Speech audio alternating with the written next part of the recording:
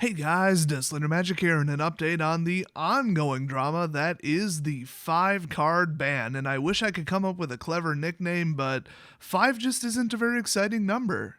Okay, so let me at least run this one past you. The Pentaban. It's a pentagon of card banning. It's like the color pie in Magic the Gathering, except every color is a card that was banned. I really can't make it sound more exciting than it already is, because honestly, it's pretty nuts. I've been playing for, like 4 years, and I've never even seen a card get banned in Standard.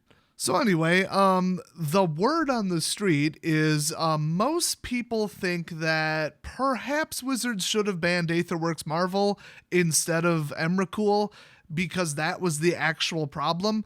But a lot of people are kind of biased, I guess you could say, by the fact that bringing crap out for free is inherently broken and stupid. If you look at the actual power of the next closest replacement, is it really on par with Emrakul? And I would say definitely no, but then it comes down to how close is it. Now, obviously, I'm talking about free casting Ulamog on turn 4. It was Emrakul, but now it's Ulamog. And Emrakul would control your next turn, plus was the 13/13 that was incredibly difficult to destroy and had flying and had trample. Ulamog is a 10/10 indestructible on the ground, and he effectively has immunity to every destruction spell other than like an exile or a forced sacrifice.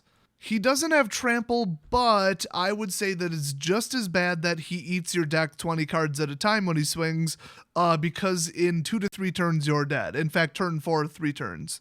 So the normal stuff that you would do to stop a giant attacker on the ground that doesn't have trample, which is generate like a 1/1 token every single turn, it doesn't work because in 3 turns your deck's gone and you lose. Now, as far as ways to kill him, well, let's go back to Emrakul. If you had a sorcery, because it had protection from instants, if you had a sorcery that would kill Emrakul, while they're controlling your turn, they would target that spell at something else. Now it's no longer in your hand. So it would take an absolute miracle to be able to kill Emrakul. Now, if you had a flying Death Toucher, we'll say, and somehow, I don't know, they couldn't get rid of it from your hand, I guess, all they have to do is stop swinging, because they won't cast it on the turn that they control your turn. So then the next turn they swing for 13, then you bring it out on the very next turn, and they swing for 13 again, but with trample. So if you had a 1/1 Death Toucher, you took 25 damage total after blocking. So you still lost. So basically, the only thing that would kill Emrakul was a sorcery speed kill spell or something really exotic. Something like a forced sacrifice or a board wipe, or just something really weird. Especially for turn 4, it would be a little bit weird. And yeah, I mean, I'm kind of downplaying it. There are quite a few cards that will get rid of Emrakul, especially Stasis Snare, but it is kind of narrow. I mean, it's both, yeah, there's like a lot of cards, but are they cards that people actually play, or are they really obscure? And would people have them prepped on turn 4 with the mana? Maybe, maybe not. Can you even survive taking 13 damage on the first swing after they tap all your creatures to attack, block all of them, kill all of them, and then swing with 13/13 on the following turn?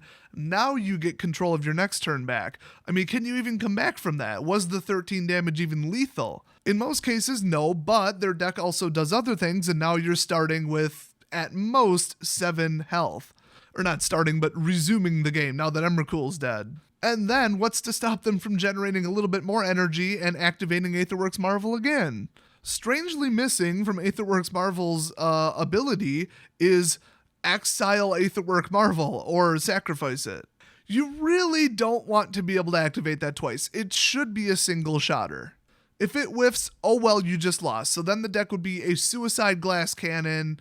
You could still win with, like, I don't know, some other energy related cards, maybe like a Pommeler or something. I didn't look too close at what else is in the deck. Now, if you were playing like a blue energy Aetherworks Marvel deck, not only do you now have control and bounce, which is just horrific, but you could cast Contingency Plan, which would practically guarantee that in the next, 11 cards, there's something that you would want to get out. So the deck as a framework with Aetherworks Marvel still works, and if anything, it's only going to get worse with a little bit better fine-tuned energy generation in the next set. You could also bring out like a natural cast Metalwork Colossus as a backup, because a lot of these run non-creature artifacts. So, I mean, the deck without Emrakul is still a deck. I mean, you could literally replace Emrakul with like basic lands and the deck would still do something. So it had a backup plan all along. It had secondary ways of winning, and you could reload the Aetherworks Marvel with 6 more energy and just activate it again. So, what are people doing now? Well, according to the market, it would appear that people are just buying up Ulamog and putting him in because he's the next largest. He has hit over $20 now. He was hovering around, I don't know, 10-ish, depending upon what site you looked at. And that's a little bit of a problem because he's almost as bad as Emrakul. So let's go back to the comparison between those two.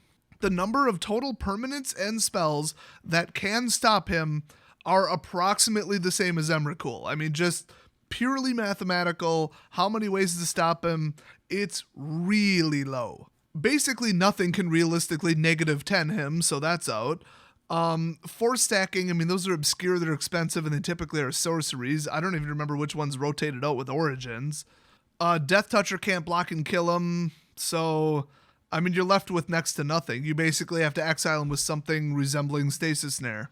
I mean, that's like a commonly played card that would stop him. There's really obscure ways to stop him, but like I said, nobody plays them. Now, there's one exception that immediately comes to mind, and that's bouncing him back to hand, because if you put him into hand, they're never going to get to 10 mana to cast him, and Aetherworks Marvel can no longer get him out of the library because he's in their hand. Now, Emrakul had protections from instants, which meant very few spells could still bounce her back to hand.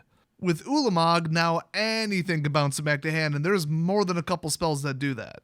Unfortunately, who the hell is playing Blue Bounce? I mean, that's like not exactly a top tier deck. It's one that I'm considering building. It's kind of just as dickish as my Gravity Bomb deck, plus really similar in strategy. So, you know, do I really want to build it? But it's effective. I mean, I've seen people play with it. It does work. But past that, I mean, exiling and bouncing. Can't really turn him into a frog anymore. You could just keep pinning him down over and over and over with Gravity Bomb, technically. That actually is like a realistic, durable strategy. So, I mean, just look at it. Okay, so you take out Emrakul, put in Ulamog. It's almost the same damn deck. I mean, there's like one tiny little additional weakness that honestly nobody's playing. So the deck is just as big of a menace, just as big of a problem. Honestly, I would say that banning Emrakul did next to nothing. So the Ulamog deck is a second-rate deck, but it's so powerful it's going to win anyway. So yes, they nerfed it. Yes, they took down the power level, but it's still virtually unbeatable. The number of decks and strategies and cards that can beat it are just, they're just stupid. So, I mean, yeah, you've got a perfectly open shot at, like, fragmentizing the Aetherworks Marvel itself, and then they have to go find another one, which may or may not happen. But I just don't see happening what everybody's saying, which is, oh, everybody's just going to run 12 copies of, of different artifact destruction. What would be left in the deck? I mean, that deck would suck. It would beat this deck specifically and a couple other artifact-heavy decks, but it wouldn't beat anything else because there's no room for anything else that doesn't suck to an extent.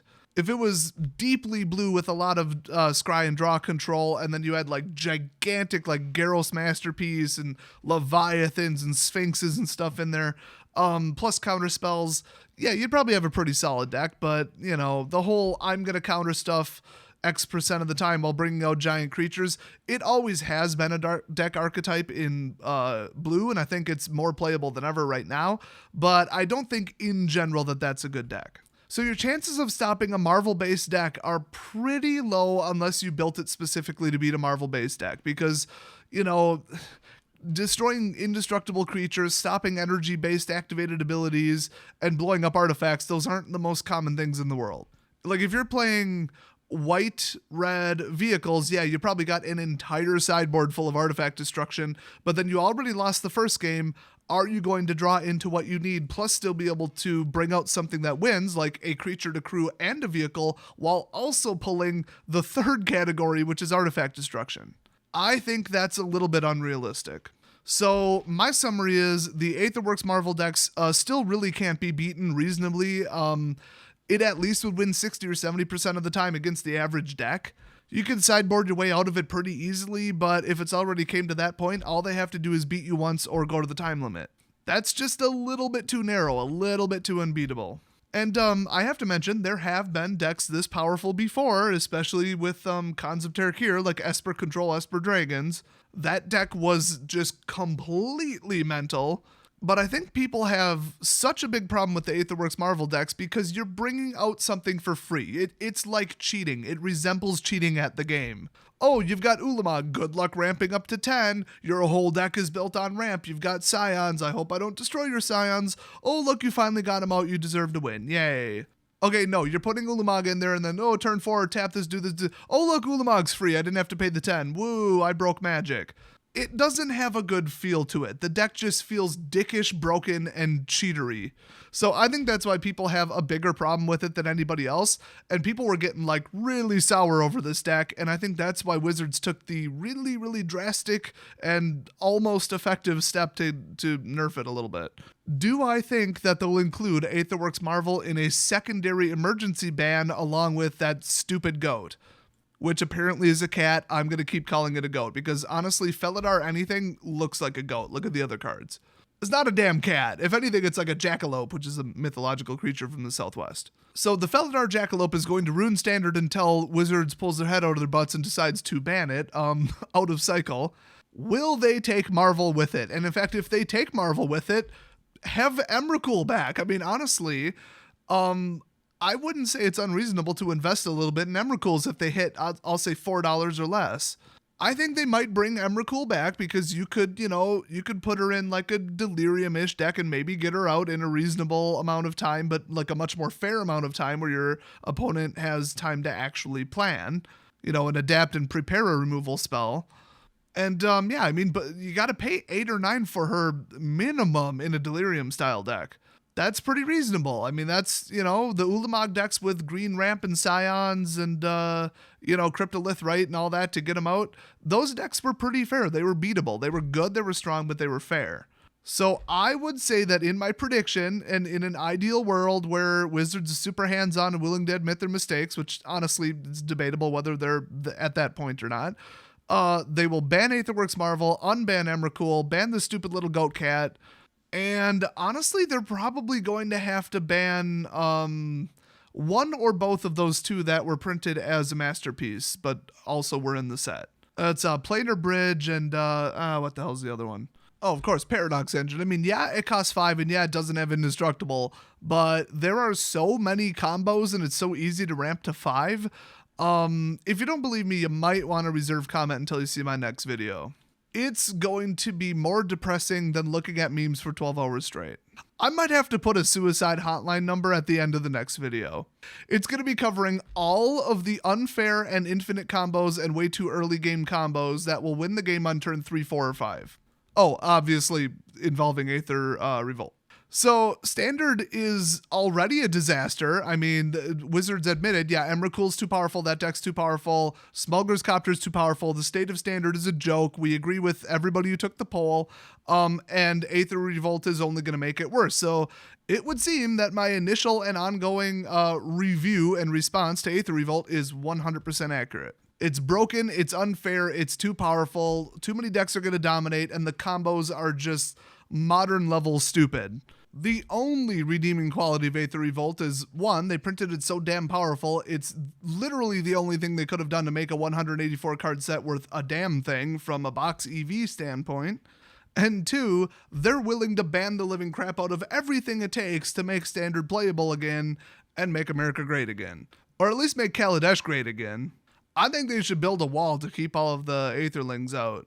Anyway, wish I had better news, but basically everybody's dumping Emrakul and placing with Ulamog's same stupid deck. And now that the other decks got nerfed, we have one number 1 deck, and it's the Marvel deck.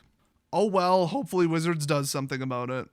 And hopefully you guys all pull some really expensive $200 masterpieces, and then go on to also dominate the pre-release with the card. Don't forget to bring really nice sleeves and top loaders. I'll see you guys next video.